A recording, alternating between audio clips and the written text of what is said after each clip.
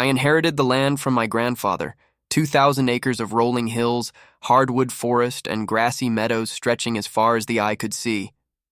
It had been in my family for generations, used for cattle and timber, though in recent years I'd let most of it grow wild. It wasn't just property to me. It was legacy, memory, blood and sweat soaked into the soil.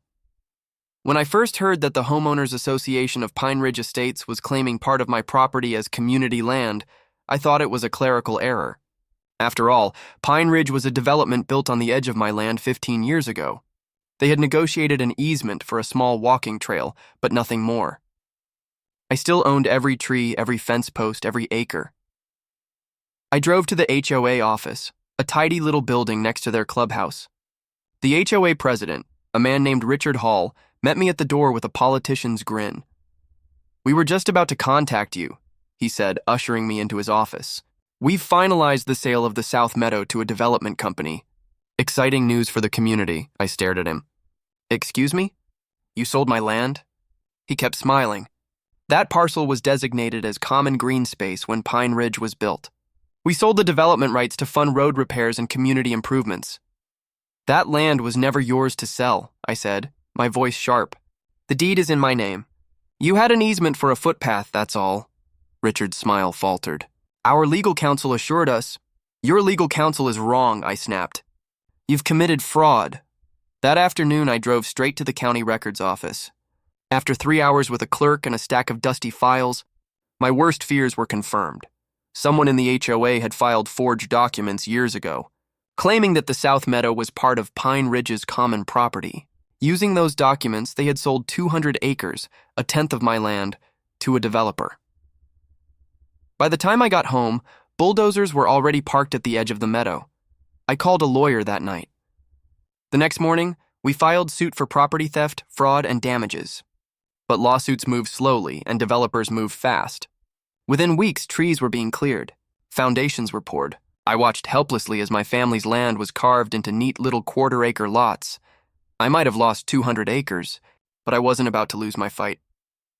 Over the next several months, I pored over every scrap of legal paper connected to Pine Ridge Estates. I learned more about property law than I ever wanted to know. Easements, covenants, deed restrictions. And then one night around 2 a.m., I found something. Buried in the original HOA and corporation documents was a clause no one seemed to have noticed in years. It granted the owner of the surrounding parcel, me, first right of refusal on any foreclosure sales of homes in Pine Ridge. The clause had been added decades ago as a concession when my grandfather allowed the subdivision to be built. And thanks to a downturn in the housing market, there were a lot of foreclosures. The next month, I quietly began buying properties. 1, then 2, then 5. I didn't move into them or rent them out. I just held them. By the end of the year, I owned 16 homes in Pine Ridge, each legally purchased at auction for pennies on the dollar. The neighbors started whispering. Richard called me furious. "You're destabilizing the community," he shouted. "You destroyed my land," I said coldly. "I'm just using the rights your HOA agreed to." He threatened to sue me for harassment, but there was nothing he could do. The right of first refusal clause was ironclad. Every time another house went into foreclosure, I was first in line, and I wasn't done yet. I didn't tell anyone what I was doing. Not the neighbors, not even my closest friends. The fewer people who knew, the better. Every time I saw an HOA notice about an overdue assessment, every time I checked the county's foreclosure filings, I was waiting like a vulture for another chance. By the end of the second year, I owned 32 houses in Pine Ridge. That number gave me a voting majority in the HOA. The next annual meeting was the most awkward 2 hours of my life. Richard stood at the podium sweating, trying to call the meeting to order. But the room was full of curious residents who had heard rumors that the land guy had been buying homes left and right. When it came time for board elections, I nominated myself. Several residents looked confused, a few angry. Richard sputtered about outsiders running the HOA.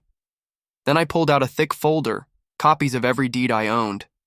"I am not an outsider," I said evenly. "I am the largest property owner in Pine Ridge Estates. That means I am also the largest dues payer. I have every right to be here." When the votes were counted, I had a majority. Richard lost his seat as president. His face turned bright red. It didn't stop there. Once I controlled the HOA board, I started digging through their finances. What I found made me furious.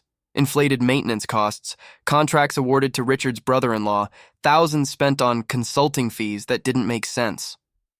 The fraudulent sale of my land wasn't an accident. It was part of a pattern.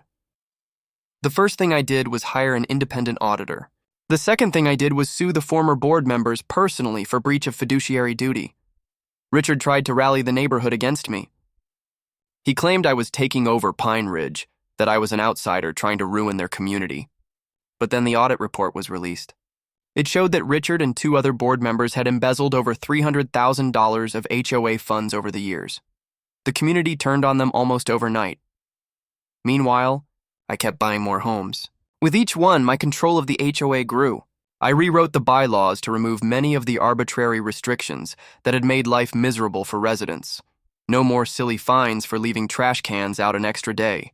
No more overpriced mandatory landscaping services.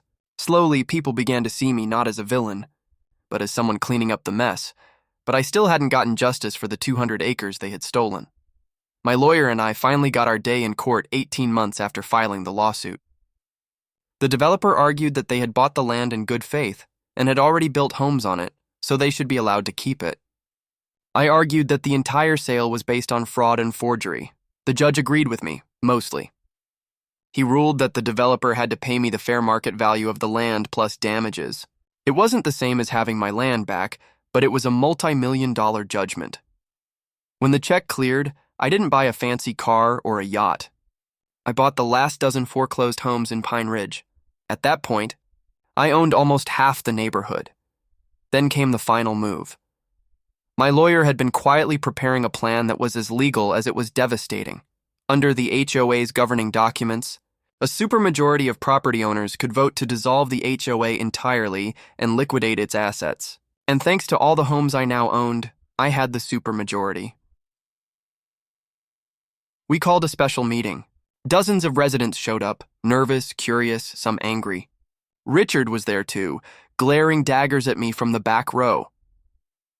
I called this meeting, I said, because Pine Ridge Estates has been poisoned by corruption from the very beginning. This HOA has cost me my land, my peace, and years of legal battles. But tonight, we can end it, once and for all. When I called for the vote, hands went up one by one.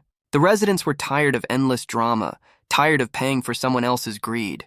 By the time we counted, the vote passed with a landslide majority. The HOA was officially dissolved. Richard stormed out of the clubhouse, cursing under his breath. I almost felt sorry for him, and almost. What came next was the part no one saw coming. Dissolving the HOA was only the beginning. Without a governing board, there were still outstanding debts, hundreds of thousands owed to contractors, unpaid legal fees, delinquent assessments from homeowners who had refused to pay during the lawsuits. Under the state's property code, those debts became liens against every property in Pine Ridge, and as majority owner, I was appointed trustee to resolve them. This was the part where most people would have stopped, but not me. I sent notices of assessment to every homeowner, including Richard. They had 60 days to pay their share of the debts, thousands of dollars each. I knew most of them couldn't afford it. Many were already behind on mortgages. 60 days passed. More than half the homeowners didn't pay. That was my moment. I initiated lien foreclosures. It was a brutal process, but every step was by the book. Public notices went up, auction dates were set, and I exercised my right as lien holder to open bidding. When auction day came, I was there with cashier's checks in hand. House after house sold for a fraction of its value, and I was the winning bidder on nearly all of them. By the time the gavel fell on the last property, I owned 70% of Pine Ridge outright. Word spread fast. Residents were shocked. Some were furious. Others packed up and left quietly, unable to fight me in court. Richard, though, he refused to go quietly. He showed up at my gate one night, pounding on it until I came out. "You're destroying this neighborhood," he shouted, face red with rage. "This neighborhood destroyed itself," I said. "I just cleaned up the mess." He swore he would find a way to stop me. He filed lawsuits, complaints, even went to the media. But the law was on my side at every turn. Everything I did was legal, even if it was ruthless. With each foreclosure, each sale, each piece of paperwork filed at the courthouse, Pine Ridge became less of a neighborhood and more of my personal holding. By the end of that year, I owned over 100 houses and almost all the land surrounding them. Then I made the move that shocked everyone. I put the entire development up for sale, not the houses individually, the whole subdivision as a package.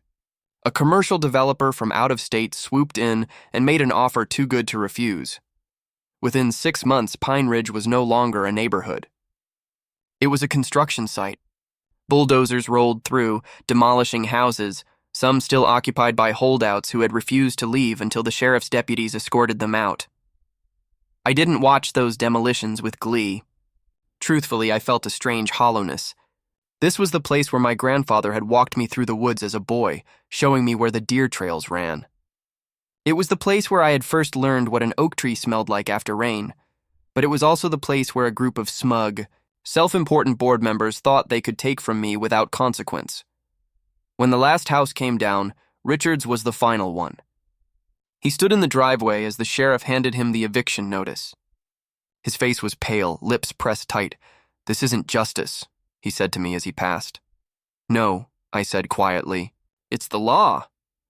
I watched as the excavator clawed into the frame of his house and tore it apart. Piece by piece, Pine Ridge Estates ceased to exist. The developer planned to turn the land into a solar farm, something that made me smile. At least the hills and fields would be green again, even if under a different kind of sun.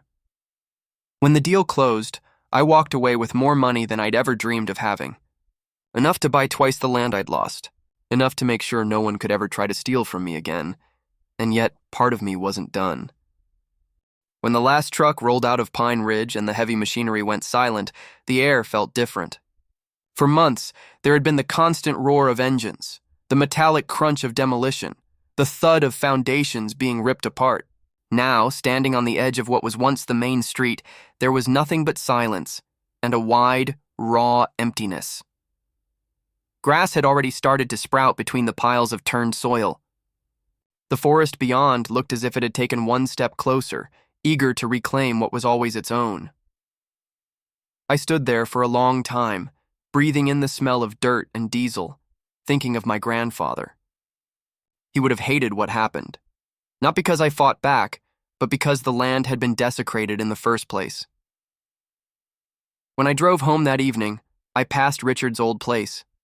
Nothing was left but a flat patch of dirt and a few scraps of broken wood.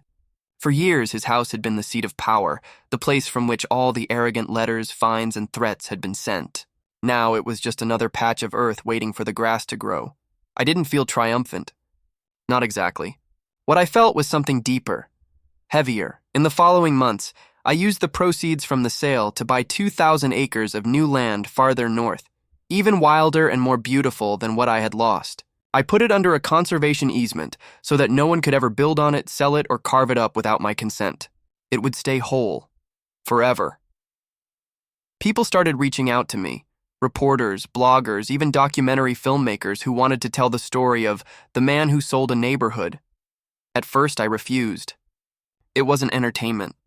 It was my life, my family's history, but eventually I agreed to one interview. I wanted people to understand that I hadn't done this out of greed or malice.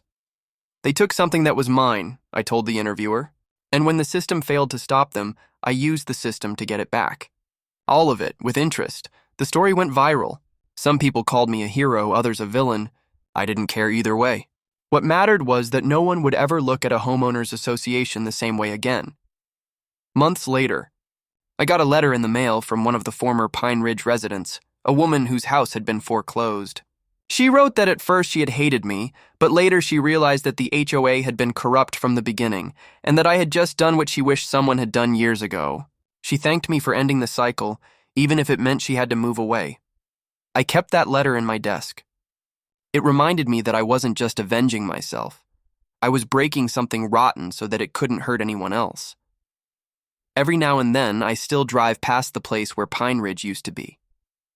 The solar farm is almost finished now, row after row of gleaming panels tracking the sun. It looks nothing like the neighborhood that once stood there. In a way, that's perfect. It's a symbol of rebirth, of something clean growing out of the ashes.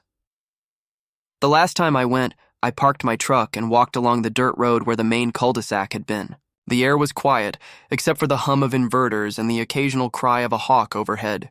I closed my eyes and listened. For the first time in years, I felt at peace. My fight with Pine Ridge had taken years off my life, strained friendships, and consumed every spare hour I had. But it was worth it. I had defended my name, my family's legacy, and my right to what was mine. And in the end, I hadn't needed to break the law or go behind anyone's back. I had done it all legally, step by step, document by document, until there was nothing left for them to fight. Justice hadn't come from a courtroom gavel alone. Justice had come from patience, persistence, and a willingness to see things through no matter how long it took. As the sun set over the panels, turning them gold, I smiled. I had done what needed to be done, and then I got in my truck, turned the key, and drove back to the new land no one would ever dare try to take from me again.